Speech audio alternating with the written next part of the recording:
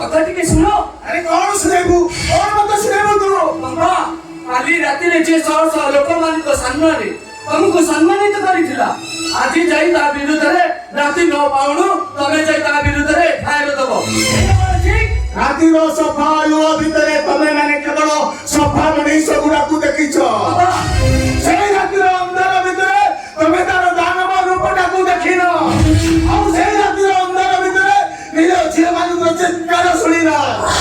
ଆଉ ସେଇ ରାତିର ଅନ୍ଧାର ଭିତରେ ବହି ଯାଉଥିବା ରକ୍ତର ନଦୀକୁ ତମେ ମାନେ ଦେଖିନ। ବାପା ଏ ସମାଜ ତାକୁ ମହାମାନବର ଆଖ୍ୟା ଦେଇଛି, ସରକାର ତାକୁ ସଲାମ କରୁଛି, ଆଉ ଏ ଶହ ଶହ ଲୋକମାନେ ତା ପାଦ ଧୂଳି ନେଇ ମୁଣ୍ଡରେ ମାରୁଛନ୍ତି। ତମେ ଯଦି ଯାଇ ତା ବିରୁଦ୍ଧରେ ଏଫଆଇଆର ଦବ ତାହେଲେ ଲୋକମାନେ ତମକୁ ପାଗଳ ବୋଲି କହିବେ। ପାଗଳ ପାଗଳ ବୋଲି କୁହନ୍ତୁ, କିନ୍ତୁ ଏ ପାଗଳର ପାପ ତାକୁ ଫାଶୀ କୋଟା ପର୍ଯ୍ୟନ୍ତ ଝୁଲେଇ ନେବ। ଏ ପର୍ଯ୍ୟନ୍ତ ମୁଁ ଲଢ଼େଇ କରିବି। ବାବା ଏ ଲଢ଼େଇରେ ତମେ ହାରିଯିବ। ଏ ଲଢ଼େଇ ହେଲେ ବା ଜିତିବ, ତମେ ହାରିବ। ଯଦି ମୁଁ ଏ ଲଢ଼େଇରେ ହାରିଯାଏ ତାହେଲେ ଜାଣିବି ଏ ଦୁନିଆରେ ଧର୍ମ ବୋଲି କିଛି ନାହିଁ। ଏ ଧର୍ମ ଧର୍ମର ପ୍ରଶ୍ନ ଉଠିବି ବାବା। ପ୍ରତିଶୋଧ ନେବା ପାଇଁ ମହାମାନବ ମାନଗୋବିନ୍ଦ ମହାପାତ୍ର ଯେ କେତେ ତଳକୁ ଓହ୍ଲେଇ ଯାଇପାରେ ସେ କଥା ଆପଣ ଜାଣିନାହାନ୍ତି। ମୋ ଆପଣଙ୍କୁ ହାତ ଯୋଡ଼ିଛି ବାବା, ଆପଣ ଏ ଲଢ଼େଇରୁ ଫେରି ଆସନ୍ତୁ। ପ୍ରଶ୍ନ ଉଠୁନି। ଲଢ଼େଇ କରିବା ପାଇଁ ମୋ ପାଖରେ 7 ସିଂହର ବଳ ଅଛି। ହାତରେ ତଲୱାର ଧରିବା ପାଇଁ ତାକତ ଅଛି। ଆଉ ତମେ ମାନେ ଯଦି ଏ ଲଢ଼େଇରେ ମତେ ସାହାଯ୍ୟ ନ କରିପାର ତାହେଲେ ତମେ ଚୁପଚାପ ତମ ବାଟରେ ଚାଲିଯାଅ। ମୁଁ ତା ବିରୁଦ୍ଧରେ ଏଫଆଇଆର ଦେବି, ଆଉ ସେ ଝିଅମାନଙ୍କୁ ନ୍ୟାୟ ଦେବି, ସାମ୍ବାଦିକଙ୍କୁ ବି ନ୍ୟାୟ ଦେବି। ତମେ ଏକ ପ୍ରକାର ପାଗଳ ହେଇଯାଇଛ ବାବା। ସରକାରଙ୍କ ଠାରୁ ରାଷ୍ଟ୍ରପତି ପୁରସ୍କାର ପାଇସାରିଲା ପରେ ତମ ଗର୍ବ ଅହଙ୍କାର ଆତ୍ମ କରିବାଟା ବହୁତ ବଢି। ବେଦାନ୍ତ କଣ ଭାବୁଛ? ତମେ ନିଜକୁ କଣ ଭାବୁଛ?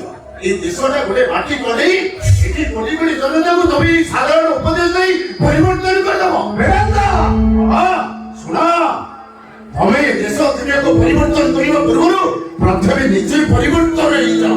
ভাল নাটক চাস তো এই ভাল নাটকটা তুমি বন্ধ করে দিও। কারণ মহামানব ମାନଗୋବିନ୍ଦ ମହାପାତ୍ର ହେଉଛି ଗୋଟେ ଉତ୍ତପ୍ତ ଆତ୍ମୀୟଗିରି, ଉତ୍ତପ୍ତ ନିଆପିଣ୍ଡୁଳା। ଆଉ ସେ ନିଆପିଣ୍ଡୁଳା ସାଙ୍ଗରେ ଖେଳିବାକୁ ତମେ ଆଦୌ ଚେଷ୍ଟା କରନି। ତମେ ତ ନିଜେ ଜଳି ପଡି ମରିବ, ତା ସହିତ ତମ ପୁଅଟାକୁ ବି ତମେ ମାରି। ତାହେଲେ ମୁଁ କହିବି ମୋର ସେ ପୋଲିସ ବର୍ତ୍ତି ପିନ୍ଧିବାର ନଥିଲା। ଆରେ ନିଜ ଝିଅମାନଙ୍କୁ ଯଦି ନ୍ୟାୟ ଦେଇପାରିବୁନୁ ତାହେଲେ ଚାକିରିରୁ ରିଜାଇନ୍ ନେଇଯାଏ। ରିଜାଇନ୍ ଦେଇଦେବି ଚାକିରିରୁ। ଆଉ ଚାକିରିରୁ ରିଜାଇନ୍ ଦେଇଦେଲେ ତମ ପେଟ ଭିତରେ ଭୋକର ହୁତୁ ହୁତୁ ନିଆଟା ପାଟି ଗୋଟେ ପାଣି ଢାଳି ଶାନ୍ତ କରିବାକୁ ଚେଷ୍ଟା କର। କାରଣ ପେଟକୁ ଭାତ ଯିବାଟା ବନ୍ଦ ହେଇଛି। ତ ସରକାରଙ୍କର ପୁରସ୍କାର ପାଇଲ, ସବୁ ଏଇ ନାରୀ ନିକେତନକୁ ଦାନ କରିବ।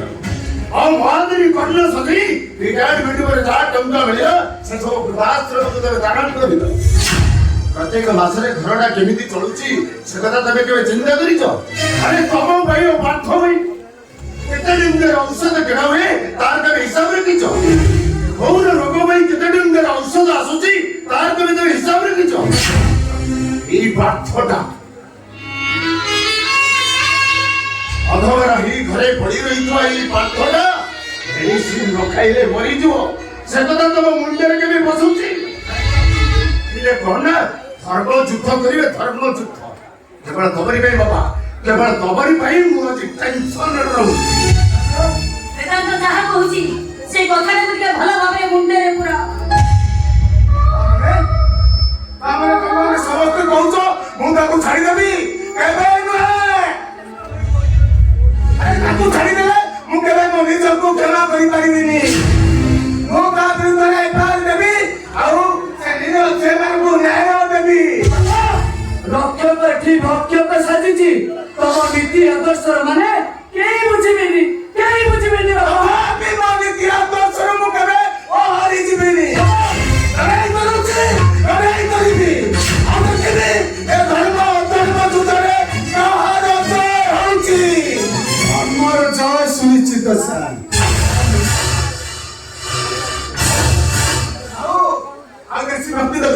ନାହିଁ ଯେତେ ଚାହେଲେ ଆପଣ ହେଉଛନ୍ତି ମୋର ଗୁରୁ ଆପଣଙ୍କୁ ପରି ଗୁରୁର ଛାତ୍ର ହେବା ଭାଗ୍ୟରେ ନଥାଏ ସାର୍ ମୁଁ ମାନୁଛି ସାର୍ ମୁଁ କ୍ଷମାର ଯୋଗ୍ୟ ନୁହେଁ ଏଠୁ ପାଠଣା କଥା ସାର୍ ଏଠୁ ପାଠଣା ପାଇଁ କୋଉଠି ଗୋଟେ ନାଟ ଲାଗିବ ମୁଁ ସତ କହୁଛି ସାର୍ ଆପଣଙ୍କ ଆଦେଶକୁ ମୁଁ ଅକ୍ଷରେ ଅକ୍ଷରେ ପାଳନ କରେ ହୁଏ ଆମେ ଆଉ ଠିଆଲୁ କାହିଁକି ଯାଉନୁ ନୂଆ ସାରଙ୍କ ପାଇଁ ଟିକେ ସରପତ ନେଇ ଆସିବୁ ଯାହା ନାହିଁ ମୋ ପାଇଁ କିଛି ଆଣିବା ଦରକାର ନାହିଁ ମୁଁ ଆସିଛି କେବଳ ତମମାନଙ୍କ ସହିତ ଦୁଇ ପଦ କଥା ହେଇ ଚାଲିଛି ନାଇଁ ନାଇଁ ମାଉସୀ ସେଇଟା କେମିତି ହବ ତମେ ଏତେ ବଡ ଘରର ଲୋକ ଆମ ଘରେ ପ୍ରଥମ ଥର ଦେଖି ପାଦ ପକେଇଛ ଆଉ ସେ ଖାଲି ଖାଲି ଚାଲିଯିବ ଏଇଟା କଣ କେବେ ସମ୍ଭବ ତମେ ଟିକେ ଅପେକ୍ଷା କର ମୁଁ ସାଙ୍ଗେ ସାଙ୍ଗେ ଯାଇ ସରପତ ଟିକେ ନେଇ ଗାୟତ୍ରୀ ଗାୟତ୍ରୀ ତମେ ଏଇ ସନ୍ତାନ ପାଇଁ ସର୍ବଦାନ ଦେବେ ଯାଉଛ ଚୁପ ରହିଲ ତମ ମୁହଁକୁ ଟିକେ ଲଗାମ ଦିଅ ମୁଁ ଯାଉଛି ସାଙ୍ଗେ ସାଙ୍ଗେ ଚାଲି ଆସିବି ହେ ଗାୟତ୍ରୀ ଆରେ ମୋ ଘରୁ ସର୍ବଦାନ ଆଣିବାଟା ଦୂର କଥା ସଫା ପାଣି ଆଣି ଯେମିତି ସନ୍ତାନକୁ କେହି ନ ଦିଅ ମୁଣ୍ଡଟା କଣ ଖରାପ ହେଇଗଲାଣି ହଁ ମୋ ମୁଣ୍ଡ ଖରାପ ହେଇଯାଇଛି এই শয়তানটা পাই মো মুন্ডা খারাপ হয়ে যাচ্ছে এই শয়তান বাদ আরে বাদ বাবু বাদ কইছি বাবা কন্ট্রোল করনা তো শিখো ବାବା ମାନବ ଗୋବିନ୍ଦ ବାବୁ ହଉଛନ୍ତି ଏ ଘରର ଅତିଥି ଅତିଥିକୁ ଏମିତି ବ୍ୟବହାର କରିବା ଜମାରୁ ବି ଉଚିତ ନୁହଁ ସର୍ପଣ ଦଂଶନ ଯେତିକି ଭୟଙ୍କର ସାପଟା ଘର ଭିତରକୁ ପଶି ଆସିବ ସେତିକି ଭୟଙ୍କର ଆଉ ଗୋଟେ କଦର୍ଚ୍ଚ ଲୋକର ବ୍ୟବହାର ଯେତିକି ଭୟଙ୍କର ତାକୁ ଅତିଥି ଭାବେ ସମ୍ମାନ ଦେବା ସେତିକି ଭୟଙ୍କର ସାର୍ ମୁଁ ମାନୁଛି ଗୋଟେ କଦର୍ଚ୍ଚ ଲୋକ କଦର୍ଚ୍ଚ ଲୋକ ଭଲ ଲୋକ ହବା ପାଇଁ ଚେଷ୍ଟା କରେ ଭଲ ଲୋକର ଆଶ୍ରୟ ନିଏ ସେଇ ଭଲ ଲୋକ କଣ ତାକୁ ପାଦରେ ଆଡ଼େଇ ଦେବା ଉଚିତ ସାର୍ ଶିଷ୍ୟ ଯଦି ଭୁଲ କରେ ଗୁରୁ ହିସାବରେ ଆପଣ କ୍ଷମା କରିବା ଉଚିତ ସାର୍ ମୋ କଥା ମାନନ୍ତୁ ସାର୍ ସବୁ ପଛ କଥା ଭୁଲି ଯାଆନ୍ତୁ ଆମ ଦୁଇ ପରିବାର ପାଇଁ ମଙ୍ଗଳ ହେବ ସାର୍ ମାନେ ଆମେ କଣ କହିବାକୁ ଚାହୁଁଛୁ ମୁଁ କଣ କହୁଥିଲି କି ଆପଣଙ୍କ ଝିଅ ଗୀତା ସହିତ ମୋ ଭାଇର ବାହାଘର କରିଦେଲେ ମୋ ଝିଅ ଗୀତା ସହିତ ତୋ ଭାଇର ବାହାଘର ଆରେ ଏମିତି ଗୋଟେ ପ୍ରସ୍ତାବ ଆଣିବା ପୂର୍ବରୁ ତୋର 7 ଥର ଚିନ୍ତା କରିବା ଥିଲା ଗୀତା ମୋ ଝିଅ ସେବେ ସେତେ କେବେ ବାହାର ହେଇପାରିବନି ଯାହା କହିବାର କଥା କହିଦେଲୁ ଏବେ ଚୁପଚାପ ତୋ ପାଖରେ ଚାଲିଯା ଆରେ ଚାଲିଯା କହୁଛି ପ୍ରସ୍ତାବଟା ଦେଇଛି ମୁଁ କାରଣ ମାନଗୋବିନ୍ଦ ହଉଛି ମୋର ବାଲ୍ୟ ବନ୍ଧୁ ଆଉ ତା ସାନ ଭାଇ ରାଜ ସହିତ ଆମ ଗୀତାର ବାହାଘର କରିବା ପାଇଁ ମୁଁ ଏକ ପ୍ରକାର ଫାଇନାଲ କରିସାରିଛି ଫାଇନାଲ କରିବା ତୁ କିଏ ଗୀତା ମୋ ଝିଅ ଆମ ହିସାବରେ ତାର ବାହାଘର କୋଉଠି ହବ ନ ହବ ସେ କଥା ମୁଁ ଚିନ୍ତା କରିବି କିନ୍ତୁ ଗୋଟେ ଆଣ୍ଟି ସୋସିଆଲ ଭାଇ ସାଙ୍ଗରେ ମୁଁ କେବେ ମୋ ଗୀତାର ବାହାଘର କରିପାରିବିନି ସାର୍ ମୁଁ ମାନୁଛି ସାର୍ ଆପଣଙ୍କ ପ୍ରସ୍ତାବ ନେଇ ଆସିଥିଲି ମୁଁ ନିଜକୁ ଆପଣଙ୍କ ଷ୍ଟୁଡେଣ୍ଟ ମନେକରି ସେ ବେତବାର ଗୁଡାକୁ ଭୁଲିଗଲା ବେଳକୁ ଆପଣ ମତେ ପୁଣି ମନେ ପକେଇ ଦଉଛନ୍ତି ସାର୍ ମନେ ପକାନ୍ତୁ ସାର୍ ମୁଁ ମହାମାନବ ମାନବ ଗୋବିନ୍ଦ ମନ୍ତ୍ର নারী সেবা নারায়ণী সেবা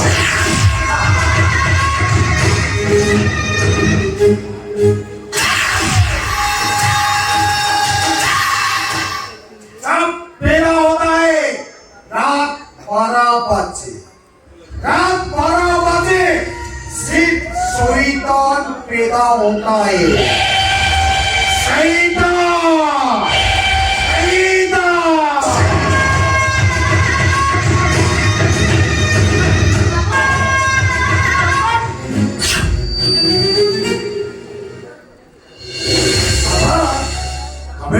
ଗଣିତ ବଢିଆଟା ଶିଖ ଗଣିତ ବଢିଆଟା ଭୁଲିଗଲାଣି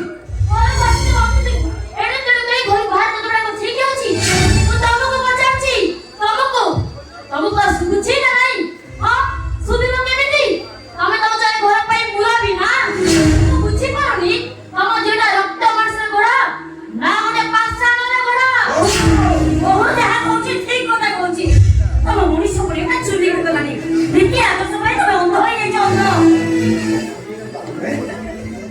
ତମେ ଏ କଥା କହୁଛ? ଆମର ତ ନିତ୍ୟ ଆଦର୍ଶକୁ ଅପା ମାଟିର ମୁଣ୍ଡରେ ମୁଣ୍ଡାଇ କଣ ତୀର୍ଥ କରିବାକୁ ଯାଇଥାନ୍ତୁ? ମୁଁ ତମକୁ ପଚାରୁଛି, ଏ ଘର ପାଇଁ ତମେ କରିଛ କଣ? କାରଣ ତମ ଜିଦ୍ ପାଇଁ ଆମ ସମସ୍ତଙ୍କୁ ପୁର୍ଣାହୁତି ଦେବାକୁ ପଡ଼ିଛି। ତମେ ଏମିତି କଥା ବାପା ଉପରୁ କହି ଯାଉଛ। ଆଉ କେମିତି କହିବି ତମେ କହୁନ? କେମିତି କହିଲେ ଠିକ ହେବ ତମେ କୁହ? ମୁଁ ଠିକ ସେମିତି କହିବି, କାହିଁକି ନା ସମସ୍ତଙ୍କ ପାଇଁ ଭଲ ମନ୍ଦ ବୁଝିବା ପାଇଁ ଆମେ ସବୁ ଠିକା ଦେଇଛୁ ନା। ଟିକେ ଶିଷ୍ଟାଚାର ରଖି କଥାବାର୍ତ୍ତା କର। ଯେତେ ଯାହାହେଲେ ବି ବାପା ହେଉଛନ୍ତି ଏ ଘରର ମୁରବୀ। ଆରେ ବା ବାବା ବାବା, ତମ ମୁରବୀ କି ବାଧି ଯାଉଛି ନାଇଁ? ତମ ମୁରବୀ କି ଅପମାନ ଦେଲେ ତମ ଦି ଭାଇ ଭଳିକି ବାଧି ଯାଉଛି, କିନ୍ତୁ ମୋ ସ୍ୱାମୀ କି ଅପମାନ ଦେଲେ ମତେ କଣ ବାଧି ଯାଉନି? ବସି ବସି କେଫା ମାରୁଛ ତ? ଦେଖିବ କୋଉଠି? চুপ কর। এই গীতা শুন, এই রেডি শুনে যাচ্ছি। তু ମୋ ମାନ ସମ୍ମାନ ପାଇଁ ତୁ ମୋ କଥା ରାଜି। ମୁଁ ନିଜେ ଯାଇ ଭାନବରୀ ତୋ ଘରକୁ ଯାଇ ତୋ ବାହାଘର ବିଷୟରେ କଥାବାର୍ତ୍ତା କରି ଆସିବି। ଶୁଣ ଗୀତା, ତୁ ମୋ କଥାଟା ମାନି ଯା। ହଁ ଗୀତା, ତମରି କଥା ପାଇଁ ସବୁ କିଛି ନିର୍ଭର କରୁଛି। ଆଉ ତମେ ଯଦି ରାଜି ନ ହୁଅ ତାହେଲେ ସେ ମାନବ ବିନା ଯେମିତି କାଟିବ ତମ ଭାଇକି ବିପଦରେ ପକେଇ ଦେବ। ଗୀତା, ଆରେ ତୁ କିଛି କହୁନୁ କାହିଁକି? କଣ ଆଉ କହିବି? ଭାଇ ହିସାବରେ ଗୋଟେ ଚରିତ୍ରବାନ ବର ଖୋଜି ଆଣିଦବା ଯେତେବେଳେ ତମ ଦାୟିତ୍ୱ, ତା ନ କରି ଗୋଟେ ନଷ୍ଟ ଚରିତ୍ର ପୁରୁଷ ସହିତ ମୋ ବାହାଘର କଥା ଯେତେବେଳେ ମତେ ପଚାରୁଛ, ମୁଁ କେବଳ ସେ ଗୋଟିଏ କଥା କହିବି, ମୁଁ ମରିଯିବି ପଛେ ସେଭଳି ଗୋଟେ ନଷ୍ଟ ଚରିତ୍ର ପୁରୁଷକୁ ମୁଁ କେବେ ବି ବାହା ହେବିନି। କେବେ ବାହା ହେବିନି, ମୁଁ କେବେ ନୁହଁ। ଓ ହେଲା ହେଲା, ତମ ବଡ ଭାଇଙ୍କର ମାନ ସମ୍ମାନ ପ୍ରତି ତମର ଯଦି କିଛି ଖାତିର ନାହିଁ, ଠିକ ଅଛି? ତମ ବାପା ଆଉ ତମ ଭାଇ ତମ ପାଇଁ କୋଉ ସାଧବ ପୁଅ ସହିତ ବାହା ଦେବେ ମୁଁ ବି ଦେଖିବି। ଆସରେ ନାନ୍ତ ହେଲା ତ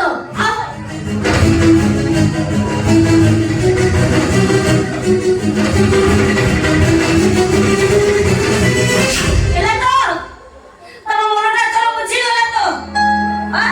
ଆରେ କୋଉ ଦିନ ଦେଖ ତମକୁ ଝାଡ଼ି ଦେଇକି ଚାଲିଗଲେ, ଏ କଥା ଶୁଣିକି ତମକୁ ବହୁତ ଭଲ ଲାଗିଥିବ।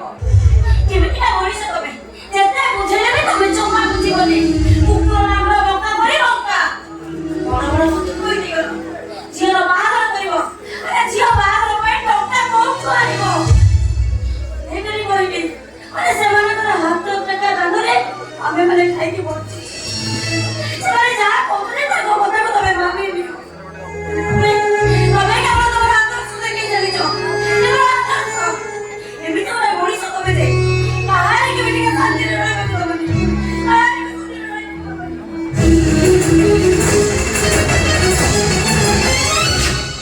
ସାନ ଭାଇ, ଆଉ ତୁ ଏମିତି ଛିଡ଼ା ହେଲୁ କାହିଁକି? ତୋ ମନକୁ ଯାହା ଆସୁଛି ତୁ ବି କହିଯା ସାନ ଭାଇ। ଜନ୍ମ ଦେଇଛନ୍ତି ଯେତେବେଳେ ତମ ମାନଙ୍କ ଠାରୁ ଶୁଣିବେନି ତ କାହାଠାରୁ ଶୁଣିବେ? କହ ସାନ ଭାଇ, ତୋ ମନକୁ ଯାହା ହଉଛି ତୁ କହିଯା। କଣ କହିବି ଲୋ ଭଉଣୀ,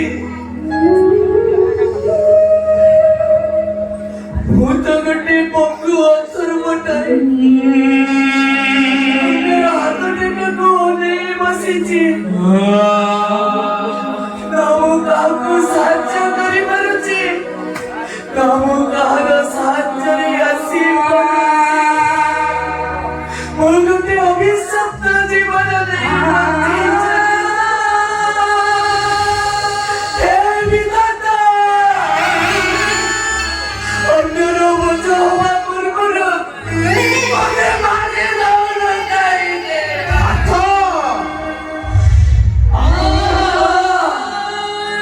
ତମ ନୀତି ଆଦର୍ଶକୁ ମୁଁ ଅକ୍ଷରେ ଅକ୍ଷରେ ପାଳନ କରିଛି, ହେଲେ ଗଲାବେଳେ କଥା କହିଯାଉଛି ବାପା, ଅନ୍ୟକୁ ପରିବର୍ତ୍ତନ କରିବା ବଦଳରେ ପ୍ରଥମେ ନିଜକୁ ପରିବର୍ତ୍ତନ କରିବା ଶିଖ, ନାଇଁ ତ ଏ ସମୟର କଥା ତମେ ସହ୍ୟ କରିପାରିବନି, ସହ୍ୟ କରିପାରିବନି, ତମେ ସହ୍ୟ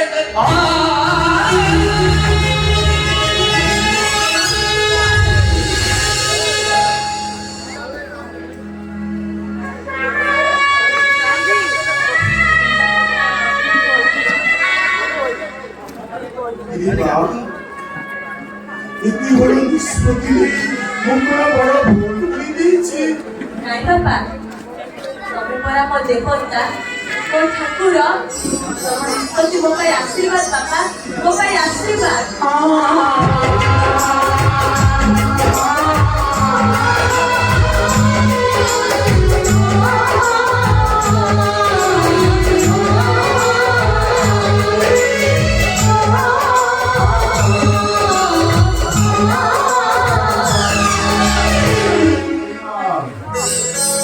ଏଇ ବାପା ଆଜି ଏ ସାତପୁର ଦୁନିଆରେ ତୋ ପାଇଁ ମୋଟା ଅଙ୍କୁର ଯୌତୁକ ଦେଇ ଧନୀ ଶାଶୁଘରଟିଏ ଯୋଗାଡ଼ କରିବା ପାଇଁ ମୋତେ ସାମର୍ଥ୍ୟ ନାହିଁ। ବାପା କାହିଁକି ମୋ ବାହାଘର କଥା ଚିନ୍ତା କରୁଛ କହିଲ ଶୁଣ ବାହାଘର ଗୋଟେ ଆବଶ୍ୟକ ହେଇପାରେ ପର ନିଷ୍ପତ୍ତି ନୁହଁ ନହେଲେ କହିଲେ ମୋ ବାହା ନ ହେଇପାରେ ଆରେ ମା ତୁ ସେମିତି କୁହନି ମୁଁ ତତେ ବାହା ଦେବି କିଛି ନ ଦେଇ ପାରିଲେ ବି ଗୋଟେ ଚରିତ୍ରବାନ ମଣିଷଟେ ଖୋଜାଡ଼ କରି ଦେବି। ଆରେ ମା ସେଇ ଚରିତ୍ରବାନ ମଣିଷ କିଏ ଜାଣିଛୁ ମୋରି ଆଦର୍ଶରେ ଗଢ଼ା ମୋରି ଛାତ୍ର ସମ୍ପର୍କ ଏ ମା ମୁଁ ତତେ କଥା ଦଉଛି ଏଇ ଫଗୁଣରେ ବାଜିବ